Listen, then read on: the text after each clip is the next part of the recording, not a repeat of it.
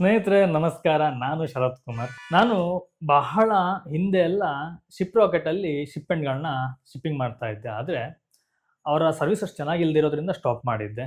ಈಗ ಮತ್ತೊಮ್ಮೆ ನನಗೆ ಅವರು ಕಾಲ್ ಮಾಡಿ, ಸರ್ ನಮ್ಮ ಸರ್ವಿಸ್ ಚೆನ್ನಾಗಿದೆ ಅಂತ ಹೇಳಿ ಬುಕ್ಕಿಂಗ್ ಮಾಡಿ ಅಂತೇಳಿ ತುಂಬ ರಿಕ್ವೆಸ್ಟ್ ಮಾಡಿಕೊಂಡ್ರು. ಹಾಗಾಗಿ ಪುನಃ ನಾನು ಬುಕ್ಕಿಂಗ್ ಮಾಡ್ತಾ ಇದ್ದೇನೆ.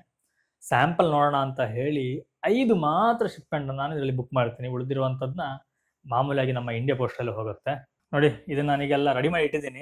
ಇದರಲ್ಲಿ 4 ಬಂದು ಅಮೆಝಾನ್ ಶಿಪ್ಪಿಂಗಲ್ಲಿ ಹೋಗುವಂಥದ್ದು, 1 ಬಂದು ಡೆಲಿವರಿ ಶಿಪ್ಮೆಂಟಲ್ಲಿ ಹೋಗುವಂಥದ್ದು. ಹಾಗೆ 5 ಮಾತ್ರ ಇಟ್ಟಿದ್ದೀನಿ. ಯಾಕಂತಂದರೆ ರಿಸ್ಕ್ ಬೇಡ ಅಂತ ಹೇಳಿ. ಒಂದು ವೇಳೆ ಪಿಕಪ್ ಮಾಡಲಿಲ್ಲ ಅಂತಂದರೆ ತುಂಬ ನನಗೆ ಕಷ್ಟ ಆಗುತ್ತೆ. ಯಾಕಂದರೆ ಕಸ್ಟಮರಿಗೆ ನಾವು ಹೇಳಿರೋ ಟೈಮಲ್ಲಿ ಕಳಿಸ್ಕೊಡ್ಬೇಕು. ಅದು ನನ್ನ ಆದ್ಯ ಕರ್ತವ್ಯ. ಹಾಗಾಗಿ ನಾನು ಅದನ್ನು ಮಿಸ್ ಮಾಡೋದಿಲ್ಲ.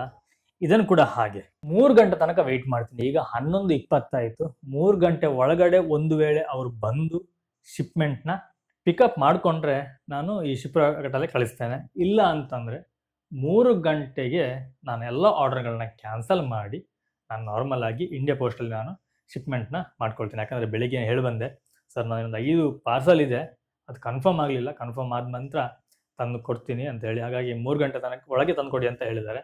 3 ಗಂಟೆ ಒಳಗೆ ತೊಗೊಂಡೋಗಿ ಅವ್ರಿಗೆ ಕೊಟ್ಟರೆ ಇವತ್ತಿನ ಶಿಪ್ಮೆಂಟ್ ಎಲ್ಲ ಕ್ಲಿಯರ್ ಆಗುತ್ತೆ.